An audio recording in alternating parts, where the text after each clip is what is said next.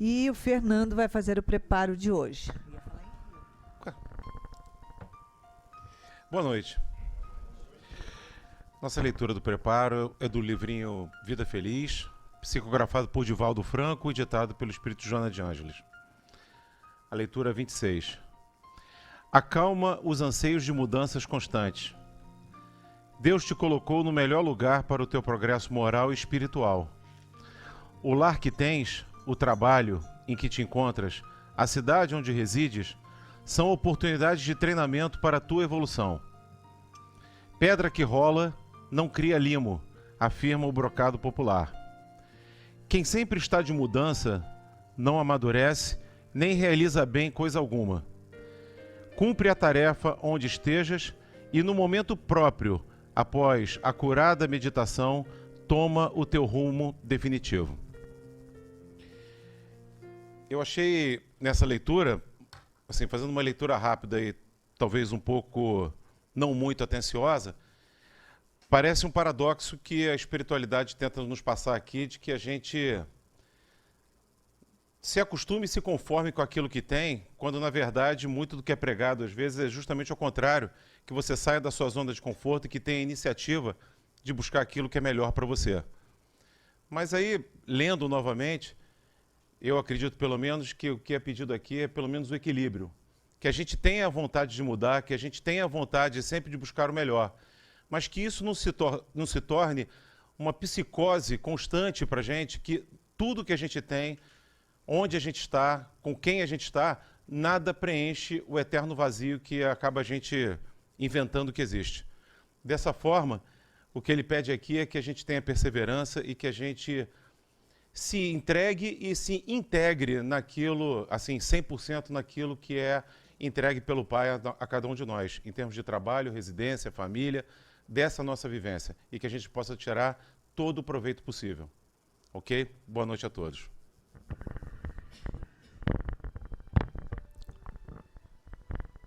Mestre amado Jesus, viemos até Ti nesta noite, Senhor, buscando a Sua paz para interiorizar em nossos corações, buscando a serenidade de poder sentir a Sua presença tão pertinho de nós, para modificarmos as nossas vidas, para podermos ter discernimento em nossas escolhas, como também pedimos a nossa mentora veneranda Joana de Ângeles, que nos dê o despertar das nossas consciências e que envolva com o seu carinho, com a sua inspiração, a Cristiane Niero, trabalhadora da casa, nos estudos que ela nos traz na noite de hoje. Graças a Deus.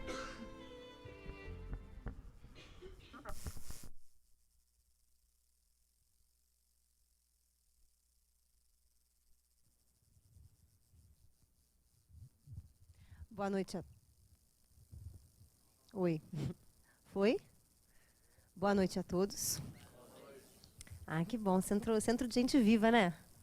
É porque tem uns centros que você fala boa noite, só o espírito responde, né? Aí, se fosse assim, só era se escutar, né? Vamos lá, gente.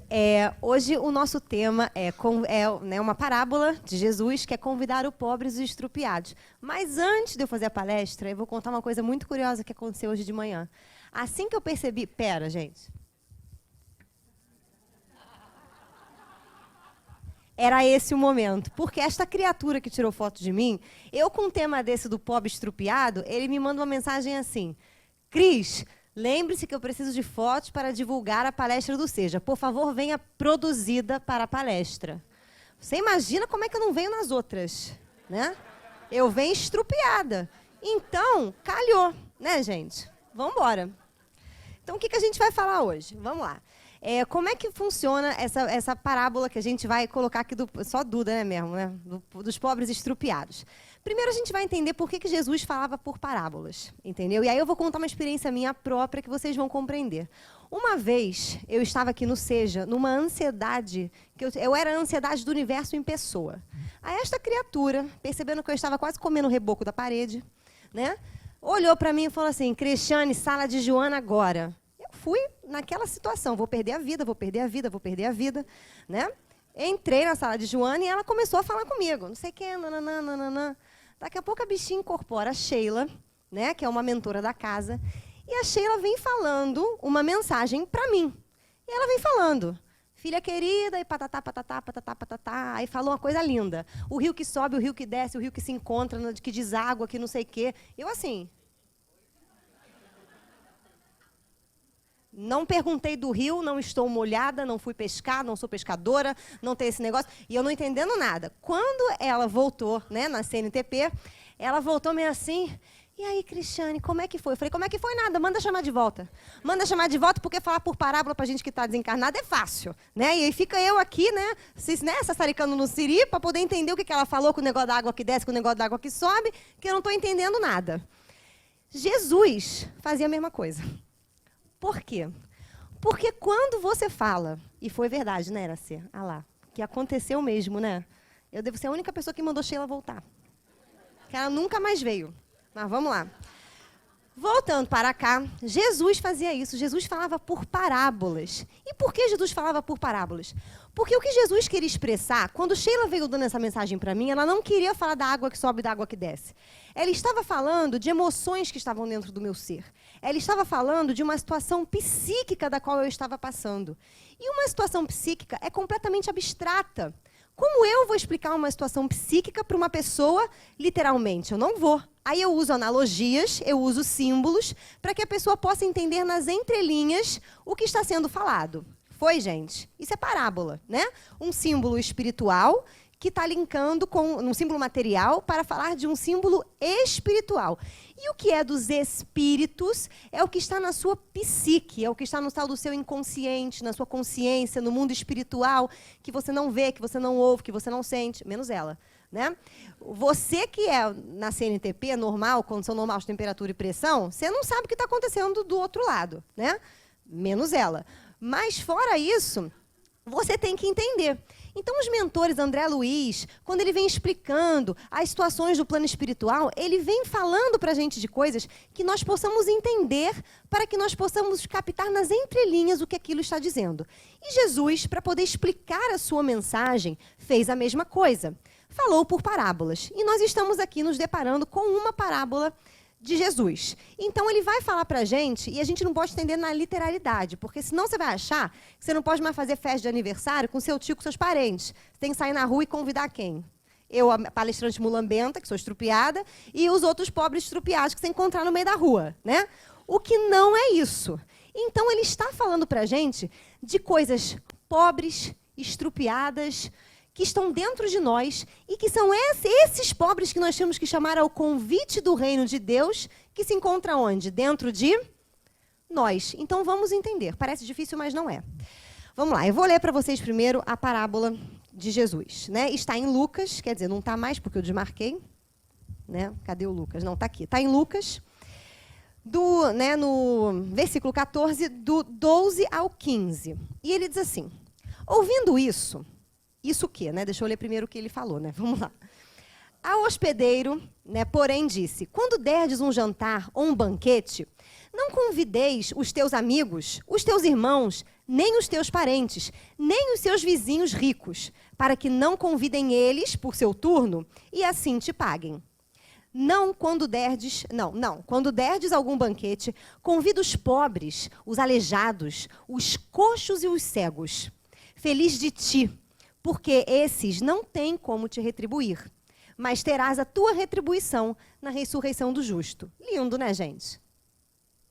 Aí você manda Jesus voltar que você não entendeu nada. Fala, senta aí e me explica. Aí continua a parábola. Ouvindo isso, um dos convivas lhe disse, feliz de quem se banquetear no reino de Deus. Tornou-lhe Jesus, um homem preparou um grande banquete e convidou muita gente. Chegada a hora do banquete, enviou o seu servo a dizer aos convidados, vinde, está pronto. Mas todos, um a um, começaram a escusar-se. Disse-lhes o primeiro, comprei uma quinta e preciso ir vê-la. rogo-te que me tenha por escusado. O outro disse, comprei 5 juntas de boi e vou experimentá-los. Rogo que me tenha por escusado. E o terceiro disse, casei-me e por isso não posso ir. Isso é o mais burro, né, gente? Mas vamos lá. Casei-me, por isso não posso ir. Voltou o servo e referiu isso ao senhor. Indignou-se o dono da casa e ordenou ao servo, sai depressa pelas ruas e becos da cidade. E conduz-me aqui os pobres, os aleijados, os cegos e os coxos. Senhor, noticiou o servo, está cumprida a tua ordem e ainda há lugar. Disse o Senhor ao servo, sai pelos caminhos e cercados e obriga a gente a entrar, para que se encha a minha casa. Pois vos declaro que nenhum daqueles homens que tinham sido convidados provará do meu banquete. Isso é lindo, você lê e faz o quê? Vem para a palestra para a gente poder interpretar. Vamos embora. Né? Esse pedaço no Evangelho segundo o Espiritismo, Kardec coloca num capítulo que se intitula Não saiba a vossa mão esquerda o que dá a vossa mão direita. E ele encara ali vários itens que vão falar sobre a tal da caridade. Mas logo após esse item, que é o item 8, onde Kardec faz referência a essa passagem de Lucas, está a instruções dos Espíritos, falando sobre a caridade moral e a caridade material. E é acerca deste tipo de caridade que a nossa parábola está alicerçada. Então, vamos compreender, né, o que ele está querendo dizer com caridade material e caridade moral. Antes, vou fazer um adendo. Nós acabamos de ler aqui uma coisa que acabamos de ouvir uma coisa que o Fernando leu, muito importante. Joana nos alerta para as mudanças repentinas. As pessoas que mudam demais as coisas, que mudam, vou dar um exemplo de muda. Adolescente faz isso, né, gente? Um dia ele conheceu uma pessoa que é o amor da vida dele. Né? 2 semanas já conheceu outro amor da vida dele. Né? Na outra semana é outro amor da vida dele. Numa semana seu filho quer ser astronauta, na outra ele quer ser o quê, gente? Sei lá, motorista de ônibus. E aí você começa a perceber que nós temos uma tendência à ansiedade natural. Vamos ver se aqui tem alguém que faz isso. Tem alguém aqui que começa e não termina as coisas? Ah lá, dá até um cutuque, né? Aí eu faço. Prazer, você sofre de ansiedade, né? O que é isso? A ansiedade para Joana de Ângeles significa necessidade de autorrealização. O que é autorrealização? É o objetivo das religiões. Então, quem muda muito de religião, acha isso lindo, daqui a pouco cansa, acha isso lindo, daqui a pouco vira outra coisa. Não entendeu nenhuma delas que passou por, né, nenhuma delas ele pegou alguma coisa e se transformou para si. Porque a religião diz para nós que esse reino de Deus que Jesus está falando, da qual essa parábola faz a analogia, ele significa da seguinte forma. Ele diz o seguinte, vou traduzir, quando você encontrar o seu Deus interior, quando você encontrar a sua centelha divina dentro de você, e esta centelha divina for responsável por guiar os seus pensamentos, as suas emoções, as suas atitudes, as suas sensações, você estará em vida em abundância e em plenitude, em paz. Essa é a paz que nós buscamos. A meditação é um recurso para que você possa aprender a observar esses 3 aspectos muito importantes do seu eu, que é o eu físico, o seu corpo, as suas dores, suas sensações, para que o seu Deus interior possa comandá-lo. O seu eu emocional, para que você não seja tomado pelas suas emoções, para que você dome as suas emoções. E muitas vezes nós somos tomados pelas emoções. Como assim? Simples, todo mundo aqui tem o seu momento Hulk, né, gente? E você está tudo bem. Aí aparece aquela pessoa demoníaca na sua vida, que quer acabar com você, né? E aí ela faz o quê? Faz você se ficar com raiva. E nós dizemos, fulano me irritou. Não, é você que se irritou com fulano. Mas você não sabe domar a sua raiva, você não sabe como canalizá-la. Então a raiva te toma, o medo nos toma, o medo nos paralisa. Nós abandonamos sonhos, nós abandonamos crenças, nós abandonamos relacionamentos por medo. Então, nós temos que aprender a controlar e observar essas emoções. E o outro eu é o eu mental. Os nossos pensamentos nos dominam, nos tornam obsessivos, a gente não consegue parar de pensar. Ou seja, você está na mão do palhaço, né? 0 de autodomínio, 0 de autocontrole, logo 0 de plenitude. E aí, quando a pessoa está 0 de plenitude, o que acontece dentro dela? Uma ansiedade, uma necessidade dela buscar essa paz. E como as pessoas vão buscar essa paz? Eu preciso fazer alguma coisa. Ou eu preciso ser alguma coisa. Então as pessoas vão buscar nas profissões, vão buscar nos relacionamentos. É a nossa carência. Eu exijo que o outro supra o vazio que existe em mim. Eu exijo que a carreira dê para mim a autoafirmação que eu não consigo ter, a força que eu não tenho. Muitos tiranos no trabalho não têm contato com o próprio poder e precisam mandar e amedrontar porque não sabem sobre si. Então a religião serve para quê? Para você fazer a tal da reforma íntima. A religião, todas as religiões, é um compilado de símbolos, dessas coisas que vivem dentro de você. E a mensagem de Cristo é: como trabalhar essas coisas para que você possa instaurar o reino dos céus, que é essa plenitude, esse encontro com você mesmo, com o seu eu, para você ficar sereno. É isso. Então, essa parábola está falando para a gente disso. Então, nós vamos começar a pensar, o que dentro de nós estamos negando? O que dentro de nós estamos escondendo? O que dentro de nós, que conceitos dentro de nós estão coxos? Quer ver um conceito coxo? Nessa própria parábola que a gente leu. Quando o Senhor, que é esse Deus interior, convoca aos homens para que eles possam vir ao seu banquete, os homens dão 3 tipos de desculpa. A primeira desculpa é material. Não posso comprar um sítio, vou ter que ver meu sítio. A outra desculpa é a desculpa do prazer sensorial. Não, casei, oba-oba. E a outra desculpa é a desculpa do prazer social. Nós damos várias desculpas e deixamos dentro de nós coxos, cegos, mancos, emoções sem soluções, sentimentos sem sentido, deixamos pensamentos desordenados. E tudo isso nos dá um estado da alma de instabilidade, de insegurança, de insatisfação. Então Jesus está nos convocando e nos chamando para que nós podemos verter os olhos para dentro de nós e trabalhar todos esses coxos, pobres, aleijados, estrupiados que existem dentro da gente. E a gente faz o que quando ele chama a gente para fazer isso? 2 coisas. Ou a gente dá essas desculpas, como as pessoas dão, não posso, não quero. Ou a melhor desculpa que a gente dá, é muito difícil. Esse é muito difícil, parece que Deus é retardado. Parece que Deus olhou para você e falou, não sabia que você não dava conta. Entendeu? Ou seja, não é difícil, é trabalhoso, vai exigir que nós mudemos muitos conceitos. Como assim conceitos? Qual é o meu real problema? É um desemprego que eu tenho? Ou o meu real problema é a ansiedade que me consome? Ou é alguma coisa que eu estava projetando naquele emprego que estava me fazendo infeliz e eu não sabia? Qual é o meu real problema? Então é isso que Jesus vem falando. E quando Kardec puxa esse pedaço e coloca a caridade moral e a caridade material, ele nos dá uma outra visão de caridade. Porque quando você ouve a palavra caridade, o que você pensa? Que caridade é você sair fazendo o quê? O bem ao próximo. E esse bem é altamente relativo, porque muitas vezes nós damos os peixes, mas nós não ensinamos a pessoa a pescar. Então esse bem acaba sendo um mal. Aí olha a matemática. Vai funcionar da seguinte maneira. Nós vamos fazer e ele fala isso no Evangelho. No Evangelho Kardec fala, os espíritos falam, tome cuidado para não confundir a caridade real com a esmola, que é fácil de dar. Essa é mole.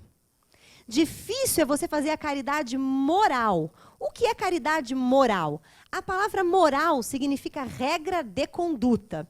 Eu falei para vocês de 3 aspectos dentro de nós, certo? Físico, mental e emocional. Moral é você saber conduzir essas 3 coisas. E aí, por que o nome é caridade? Porque, em verdade, Jesus usou 4 tipos de palavras para falar sobre amor. E 4 tipos de palavras diferentes. A primeira que ele usou foi ágape. Ágape é o amor que você tem a Deus. Que amor é esse que você tem a Deus? É quando você entende que a sua vida existe para que você possa se encontrar com você mesmo. É só para isso. E o nome disso é felicidade. A consequência disso é felicidade imediata. A consequência disso é você estar em harmonia com tudo e com todos. A consequência disso é o que a gente chama da magia da vida. Como magia da vida? Vocês já perceberam que quando vocês estão apaixonados, tudo acontece? A pessoa anda, parece que ela está flutuando, parece que ela é uma borboleta, né, gente? Ela anda, que lindo, né? E aí tudo acontece, ela vai chegar num lugar e magicamente tem uma vaga maravilhosa para ela. O mundo é cor-de-rosa, o mundo é maravilhoso. Naquele momento em que ela está apaixonada, ela está bem consigo mesma de alguma forma. E aí ela está em harmonia e o universo conspira a favor dessas questões dela. Nós, muitas vezes, e todo mundo já passou por isso, tem que chegar num lugar, né, tal hora, e aí a gente sai aqui na rua e encontra o quê? O trânsito. Como que você fica? Como que você fica, não. O que acontece com você? Todas aquelas malas que compraram carro e não sabem por que compraram, que tem um tico-tico e não carro, entendeu? Resolvem sair nesse dia na rua. E todas elas resolvem cortar a sua frente. E sempre tem aquela tiazinha que fica no telefone, aí a fila anda e tá a tiazinha. Aí você tem que buzinar. Ou seja, parece que tudo é mais difícil porque você está atrasado. Ou seja, nós temos que entrar em comunhão com esse universo.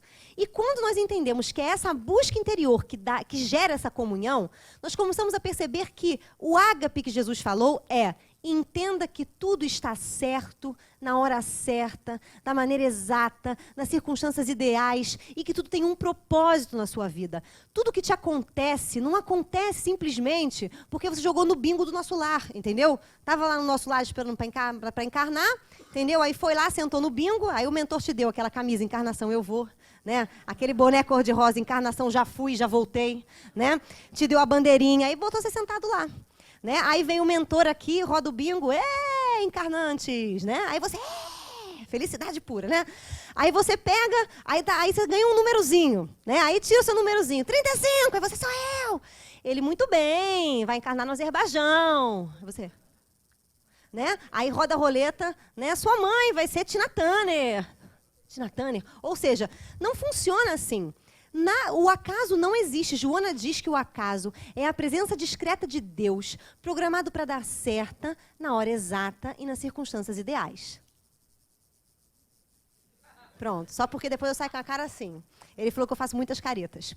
Então, ágape é quando você entende isso. Beleza. Outro tipo de amor que ele usou para falar. Ele usou do amor filis, que é o amor da fraternidade. O que é o amor da fraternidade? Vou explicar. Sabem qual é a história do porco-espinho? Joana cita isso no livro O Despertar do Espírito. Ela fala assim: porcos-espinhos de uma região muito fria precisavam se aquecer. E aí eles descobriram que se eles se juntassem, o calor do corpo deles ia aquecê-los e ia salvá-los do frio. Só que quando eles se juntavam, porco-espinho tem o quê, gente? Espinho. O que acontecia?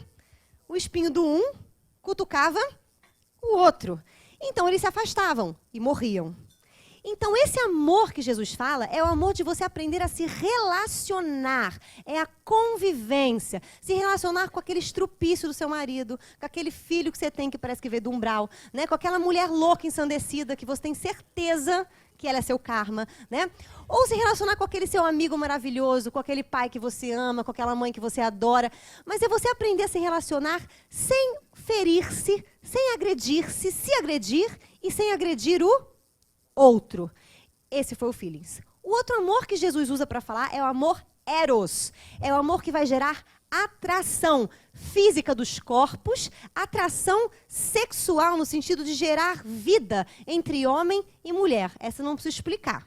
Essa foi, né, gente? Essa foi. E o outro tipo de amor é o caritas. Que vai dar origem à palavra caridade. E esse amor não significa dar esmola alheio, fazer o bem. Não significa nada disso. Significa amor em ação. E esse amor em ação, esse amor que vem antes, é esse estado de plenitude na alma. Quando você está em paz consigo mesmo, porque você tem autoconhecimento, qualquer coisa que você faz é o bem, mesmo que pareça o mal. Vou dar um exemplo, tá? Olha só, Jesus fazendo o bem, mas que poderia ter sido parecido mal. Jesus chega um dia no templo, entra no templo e vê que tem um monte de gente vendendo coisa para fazer oferenda para o Senhor. Aí Jesus fica como, gente? Alternativa A, tranquilo, em paz. Alternativa B, possesso. Ele fica possesso. Joana diz que ele tem a ira santa. Aí ele vê aquela situação, ele senta numa pedra, começa a afiar um chicote. Pega esse chicote, levanta e começa a espantar tudo que está em cima das mesinhas. Começa a destruir ele tudo. E aí ele para e, de uma maneira austera, enérgica, demonstrando a sua masculinidade e a sua autoridade moral, sem humilhar o outro, sem mostrar eu sei o que eu estou falando, sem essa intenção de se vingar-se, mas simplesmente de esclarecer, diz em voz alto e bom som: aqui não é lugar de esmola, de escambo, de comércio. E fala duro. E os homens se chocam, mas Jesus foi duro. Mas como Jesus não tem nenhuma necessidade de autoafirmação, não tem necessidade de demonstrar, olha, eu sei, entendo mais que você, eu sou o filho do homem, eu sou a luz do mundo, né? Eu faço milagres. Como Jesus não tem essa necessidade e nem de se vingar de ninguém, ele pôde utilizar essa ação enérgica, porque ele não tinha nenhum ego nessa ação. Nós, muitas vezes, quando utilizamos ação enérgica, nós não temos ego. Nós somos puro ego, né? Porque a gente não sabe, às vezes, por que nós temos a necessidade de convencer o outro. Jesus não quis convencer. Jesus falou e foi embora. Já é outra coisa. Então, nós começamos a perceber que ele, por ser uma pessoa plena, um homem pleno, pôde ter essa atitude. E isso foi uma atitude do bem. Mas se entro eu aqui no Centro Espírita, por exemplo, e a Iraci começa a anunciar o pendrive, que, aliás, você tem que adquirir, tá, gente? Maravilhoso, lindo, Divaldo Franco, ó, beijo pra ele. Vamos lá. O que acontece? Se, por exemplo, ela estivesse vendendo um pendrive, falando que se você comprar esse pendrive, você ganha um apartamento, 2 quartos, no nosso lar, de frente para aquele laguinho, vizinho de quem? De Chico Emmanuel, né? Meu bem, tu ia comprar 5, né? Para garantir o quê, né? Que o bloco inteiro ia ser da família. Ou seja, né, se ela estivesse fazendo isso e eu entrasse aqui e falasse, Iraci, isso aqui, e desse aquele sermão que Jesus deu, quando eu saísse daqui, qual ia ser a sua primeira reação? Louca. Insana. Né? Mas como eu devo só simplesmente, né, a consequência, a minha própria consciência, eu vou saber o que eu estou fazendo. Porque falaram para Jesus, nossa, por que você falou assim? E Jesus sabia por que ele tinha falado assim. Então, quem está com a caridade moral, quem sabe conduzir suas emoções, sabe a real intenção do que faz, não é escravo de seus desejos. Como assim escravo de seus desejos? Muitas vezes nós queremos fazer coisas ou ajudar o outro, mas nós não sabemos qual é o real móvel da nossa ajuda. Sabe o testemunha de Jeová que vai pregar na tua porta? Que toca lá o teu interfone e fala, senhora, a senhora quer ouvir uma palavra? Aí a sua vontade de falar assim, não, mas o senhor vai ouvir uma, o tu. E lança para ele, né? Dá vontade, mas você não, né, você fala, não, obrigado, senhor, já escuto a palavra toda quarta-feira no Centro Espírita, não aguento mais, né? O que acontece? Essa testemunha de Jeová, né? Eu posso falar isso até do espírita de Jeová, porque tem alguns espíritas que são de Jeová. Tem um espírita que ele vem do mal. Né? Quem é o espírita do mal? É aquele espírita que você chega em casa, ele está almoçando espiritismo, bebendo espiritismo, espiritisa você, espiritisa empregar, espiritismo o vizinho e não sei o quê. E se você não for na casa espírita, ele chantageia você. O obsessor, depois, vem daqui, eu tenho que ficar rezando para você não sei aonde. Ou seja, né, é uma necessidade de afirmar uma crença que nem ele sabe por que ele tem essa necessidade. Porque Jesus não falou, vem aqui você. Você vem aqui, tu vai escutar o sermão da montanha. Senta aqui, cala a boca, vai escutar. Ele simplesmente falou para quem queria ouvir. E é por isso que ele foi o maior educador. Porque ele não precisou autoafirmar nada. Então, nós não sabemos, muitas vezes, o que nós queremos.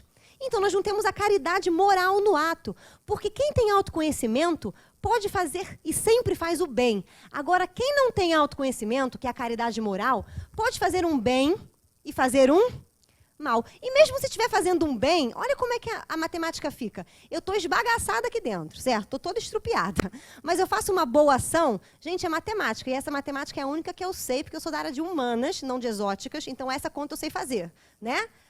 Mais 1 com menos 1 dá 0. Né? Você tem menos 1 de evolução dentro de você. E você tem mais 1 de ação positiva fora. No fundo, a conta dá zerada. Porque se fosse de boas ações que o céu fosse feito, nossa senhora, estava todo mundo aqui garantido, né? Quem trabalha no Ceará com as crianças, então, né, gente? Esse, meu bem, é de foguete para o céu, né? Por que eu estou querendo dizer isso? Porque existe uma obra do Chico chamada Voltei, que é de um presidente do Centro Espíritas, que é o irmão Jacó. O que acontece com o irmão Jacó? O irmão Jacó, Presidente do Centro Espírita, gente, a coisa que é do mal, né, Iraci? Né? É uma coisa, meu bem, que quando você vem com esse karma da presença do Centro Espírita, tua vida fica louca, né? Não, Clóvis, a gente ama, mas a gente gosta. O Clóvis, ele fala que não, quer estar apaixonado, entendeu? Tá tudo bem na vida dele. Mas você vai ver que é a tua mãe ser presidente do Centro Espírita, é você chegar em casa com o obsessor e ela fazer assim pra você. Meu Deus, sai daqui! Aí você fala, o que, mãe? Oi, tudo bom? Ai, que coisa horrorosa! Aí você fala, tô suja? Aí ela fala, não você, ele. Não tem ele do seu lado. Não há ele, você não vê ninguém, então você não tem noção de como é que é, né? Ou seja, então vamos embora. Jacó era presente no Centro Espírita. Só que Jacó não tinha lido Joana naquela época, então ele não entendeu o negócio da reforma íntima. Então ele trabalhava de segunda a domingo no Centro Espírita, todos os dias, entregava quentinha, entregava friazinha, cobertor, tudo que você pode imaginar esse homem fazia. Desencarnou, chegou lá no plano espiritual, está passeando por lá. Daqui a pouco ele vê um Zefim, uma criatura que frequentava o Centro Espírita, brilhante. Parecia aquele vampiro purpurinado, vai do sol, pá, brilha, né? Brilhante, totalmente brilhante. Aí ele olha para aquele ser brilhante, olha para ele como? Apagado. Ele parecia o dia de hoje, nublado, sabe, gente? Fog, ele estava fog, né? Então, ele olha para ele naquele estado, olha para o outro e fala, por quê? Ele só frequentava as minhas palestras. Eu trabalhei de segunda a domingo. Ele bota o Credit Karma. Olha lá, ó, pá, né? Credit Karma, aquilo que você fez de bom, né? E aí ele começa a mimimi no ouvido do mentor, né? Porque não sei o que, né? Aí o mentor, quando ele acaba de dar o ataque dele, vira para ele e fala assim, meu senhor, é exatamente por isso que ele tem luz e você não. Porque o senhor fez a caridade, mas ele se tornou a caridade. Traduzindo, ele fez autoconhecimento, você só fez ações exteriores. Então, nós temos que ter um olhar mais aprofundado e um olhar mais sério para essa questão da caridade, principalmente quando nós estamos falando de fazer o bem ao próximo, da necessidade de autoconhecimento que nós temos. Nós precisamos perceber o que dentro de nós precisamos chamar para essa boa nova que a nossa mente conheceu. E, às vezes, é uma crença que você traz da família, por exemplo. Sabe quando você era aquela criança insuportável? Né? Que todo mundo teve essa fase, que é a fase que a criança está mal comunada com o capeta. Vai dos 6 anos aos 12 anos. Nessa fase, é bom você não relacionar muito com a criança, porque ela não está batendo muito bem, né? Mas vamos lá, nessa fase, você também era meio tinhoso, entendeu? E aí, o que aconteceu? A sua mãe, para ela poder fazer você ficar quieto, para ela poder te dar limite, para ela poder te dar educação, botar você na linha, explicar para você, não, querido, não pode fazer isso, ela teve que falar coisas que talvez ela falou sem pensar, mas na gente, aquilo gerou uma coisa. Por exemplo, sabe a mãe que vira para o menino e fala assim, ou para a criança e fala assim, você é insuportável! Na hora que você fala isso para um filho, você é insuportável. Aquilo, gente, quando pai e mãe é tipo Deus, né? Quando Deus fala para você que você é insuportável, você é o quê? Insuportável. Você cria um complexo de inferioridade. E aí você vai se boicotar na vida por muitas coisas. Às vezes você quer ser amigo daquela pessoa que você acha legal, mas como você é insuportável, você vai chegar perto dela igual um baba-ovo. Você não vai conseguir ser você. Aí, quem gosta de amigo baba-ovo, gente? Ninguém. Ninguém, porque o baba-ovo... Você tem vontade de quebrar o ovo dele, né? Na cabeça dele, assim. Fala, para de me obsediar. Então, ninguém tem amigo baba-ovo. Então, a pessoa não sabe por que ela não tem amigo, por que acontecem essas coisas. E isso é uma crença, olha só, complexo de inferioridade. Isso é alguma coisa coxa, aleijada, estrupiada. O que significa para Jesus coxa, aleijada, estrupiada? Significa sofrimento. É o sofrimento que está dentro de você, dentro de nós, e que nós muitas vezes não vemos. Sabe por quê? Porque nós não estamos alertas para o autodescobrimento. Porque às vezes o autodescobrimento não é a razão primordial e existencial da nossa vida. Enquanto o autoconhecimento não for esta razão na nossa vida, nós vamos sofrer. Nós vamos ser, e muitas das vezes, o nosso ego vai nos tapear. Não vai nos deixar perceber que nós somos sofredores. Em que sentido? Quando nós conseguimos tampar os buracos da ansiedade com as coisas materiais. Sabe aquele momento em que está tudo bem? Você ganhou na cena, você tem uma casa maravilhosa, você tem um marido lindo, você fez uma plástica, está linda, né? Fez um enxerto na boca, você está maravilhosa, né? Você está linda, né? Os seus filhos tudo foram morar em outro lugar, ninguém mais enche teu saco, entendeu? Você está numa... Parece que você está feliz. Só que se você não tem autoconhecimento, você não está feliz. Porque a vida fala assim, senta aí, recosta, filha. Recosta, dá uma descansada, faz a massagem, faz um shiatsu, porque daqui a pouco vem, né? E daqui a pouco vem. E aí vem aquela onda que leva a gente de novo. Ou seja, nós precisamos estar com essa sonda vertida para dentro, constantemente focados. Porque senão, nós não vamos encontrar essa paz que tanto que Jesus fala. E que é exatamente essa mensagem que nós estamos percebendo. Se nós olharmos para o Espiritismo, desde a sua codificação até hoje, nós vamos descobrir que o Espiritismo, a gente poderia dividir ele em 3 partes, bem definidas. A primeira foi o seu início, né, a sua codificação, onde nós temos autores que vão explicar os fenômenos espíritas, que vão falar muito sobre a razão da existência dos espíritos, que vão falar sobre, né, toda a doutrina espírita, ou seja, todos os conceitos que nós temos dentro da doutrina espírita e por que eles podem ser verídicos, por que eles são reais, né? Vão explicar isso. A segunda parte do Espiritismo, nós podemos dizer que aconteceu com Chico Xavier, quando ele trouxe a ciência para dentro da religião. Quando ele falou, e a ciência não nega o Espiritismo. E nós vamos perceber que desses livros saíram conhecimentos sobre a glândula pineal, conhecimentos sobre a botânica, conhecimentos sobre a física, já citavam a física quântica naquela época, citavam a teoria da relatividade, ou seja, isso tudo André Luiz. E agora que é o momento que a gente está, que é o momento Joana de Ângeles, onde Joana de Ângeles vem falando assim, é lindo, já entendeu o Espiritismo já entendeu a ciência já, agora, meu filho, não senta no pudim, porque é moleza. Não. O que é que você vai fazer? Você vai proclamar o reino de Deus dentro de você. Você vai fazer o quê? Você vai verter a sonda para você. Então, a Joana vem massacrando a gente com conteúdos psicológicos para ver se a gente liga aqui dentro e entende que a doutrina dos espíritos é uma psicologia. Psique-alma, logia, estudo. É um estudo da alma e da sua situação pós-morte. E estudar a alma é estudar o que está dentro de você. O que está dentro de nós? Sentimentos, emoções, pensamentos, crenças, valores, cultura. Eu preciso analisar cada pormenor meu. Eu preciso conclamar esses que muitas das vezes eu excluí, a sociedade excluiu, porque para um homem que é profano, que não pensa no autodescobrimento, o homem que é iluminado é louco, completamente louco. Aliás, tem um poema do Lao Tse, que eu separei aqui, para eu poder falar para vocês da diferença que é, né, o que é um homem iluminado para o mundo e o que é um homem profano. Então ele diz assim, quem é iluminado por dentro parece escuros aos olhos do mundo. Vou explicar essa frase, né, essas 2 estrofes. Por que parece escuro aos olhos do mundo? O que vocês estão fazendo, gente, em plena quarta-feira com o mundo caindo lá fora? Vocês estão no centro espírita, isso é estranho. No mínimo, isso é duvidoso. Né? Para quem é profano, para quem está vendo Big Brother, porque está acabando o Big Brother, porque você tem que votar em alguém, porque não sei o quê, porque a novela nova, porque não sei o quê. Ou seja, você é esquisito.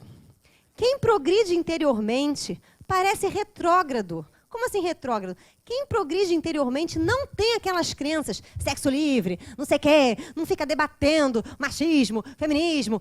Quem tem esse tipo de pensamento, essa iluminação interior, vai fazer o pensamento íntimo, não vai ficar guerreando para fora. Você guerreia com a sua postura. O melhor exemplo é a conduta que você dá, e não aquilo que você fala. Continuamos. Quem é autorrealizado parece um homem imprestável. Por que imprestável? Porque ele descobre que, para você ser autorrealizado e iluminado, o verbo que você tem que conjugar não é fazer, é ser.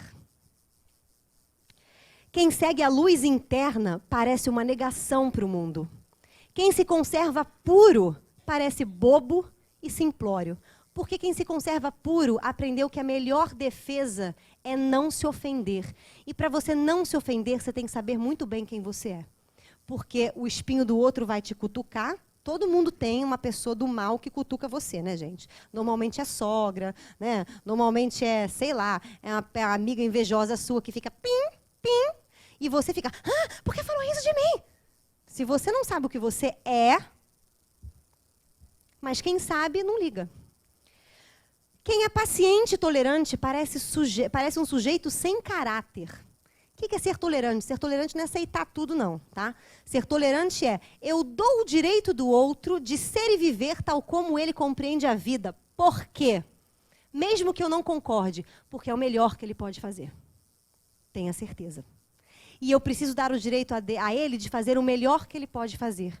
Porque só fazendo o melhor que ele pode fazer, ele pode vir a compreender que ele pode fazer melhor ainda, que ele pode se transformar, que ele pode olhar para os conceitos dele. Mas se eu não fizer isso, se eu quiser entubar nele, às vezes, o que eu acho, o que acontece? Além de eu não ser tolerante, eu estou querendo me autoafirmar.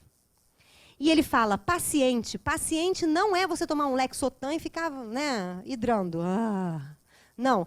Paciente, a Joana chama da ciência da paz. É você conseguir promover a paz dentro de você. Isso é autodomínio. É dominar o físico, as sensações, a mente e as emoções. É meditar.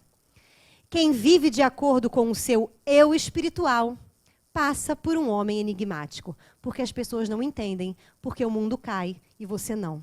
Porque você gosta dos desafios, porque os desafios que chegam na sua vida chegam para mostrar para você o potencial que você ainda tem para desenvolver dentro de você. Então é uma alegria o desafio, não é uma tristeza e uma tormenta, mas é um ato de autodescobrimento. Então, para que nós possamos conclamar em nós esses estrupiados que nós relegamos muitas vezes e damos as desculpas para não olhar. Desculpas porque, mas é meu filho, não posso fazer uma terapia ou um curso na casa porque eu tenho que cuidar do meu filho, porque eu tenho que cuidar do meu marido. E quando você cuida de você? Quando que a gente faz? Porque esse compromisso é seu com você mesmo. E se você não fizer esse compromisso, que consciência que vai pesar? A sua. Porque você está em falta com você mesmo. E são esses débitos que a gente vem remindo em milhões de outras vidas. É o débito que a gente faz com a gente mesmo. Então, que nós possamos refletir com o nosso eu espiritual, com a nossa alma, a importância que essa religião nos traz como uma filosofia de vida, uma maneira de viver melhor para ser melhor e não para fazer o bem. Muito obrigada a todos. Boa noite.